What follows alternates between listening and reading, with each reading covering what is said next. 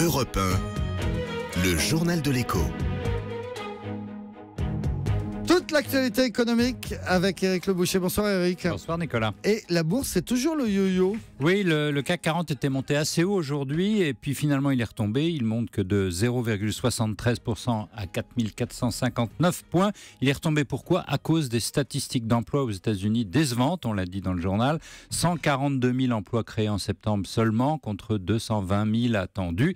L'économie américaine est toujours aussi incertaine. La personnalité du jour, c'est un homme très très riche. Voilà, Warren Buffett, le gourou des marchés, le créateur d'un fonds d'investissement admiré par tous, deuxième fortune mondiale derrière Bill Gates. Eh bien, dans une interview au FT, c'est-à-dire le Financial Times, Warren Buffett demande aux jeunes enrichis par Internet, les Zuckerberg et autres, de ne pas attendre leur vieux jour pour distribuer une grosse partie de leur fortune charitablement. Lui, par philanthropie à l'américaine, a prévu, je rappelle, de distribuer 90% de la sienne, estimée à 62 milliards de dollars. Ça fait de l'argent. Le chiffre du jour.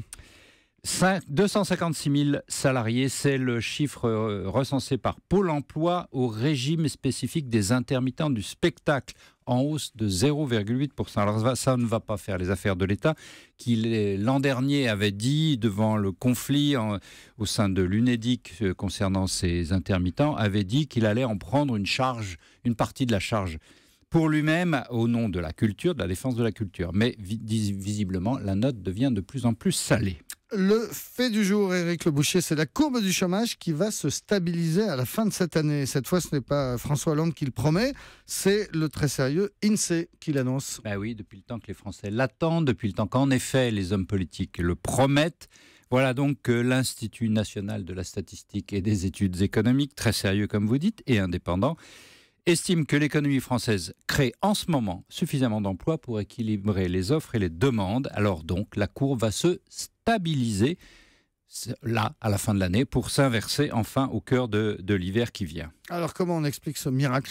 D'abord la croissance qui s'est affermie, chacun le sait, 0,2% ce trimestre qui vient de se terminer, 0,4% celui qui vient de s'engager le dernier trimestre de l'année, total 1,1% cette année. C'est 6 fois mieux quand même que les 0,2% de l'an dernier. Alors c'est pas excellent, hein, la moyenne européenne est à 1,6, on est d'un mauvais élève, mais cela quand même permettra, selon l'INSEE, de créer 41 000 emplois marchands cette année, à comparer avec une destruction de 63 000 l'an dernier. Donc ça va quand même nettement mieux.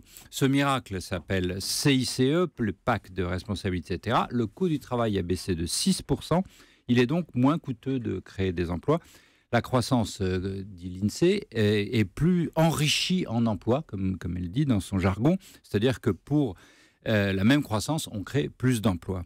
Alors, ajoutez les emplois aidés, qui sont en nombre, 35 000, et vous aurez au total 116 000 emplois créés cette année, en net, c'est-à-dire l'augmentation de la population active, d'où l'équilibre. Voilà, stabilisation cette année et inversion en 2016, c'est ce que nous annonce l'INSEE. On verra bien, merci beaucoup et bon week-end Éric Le Boucher.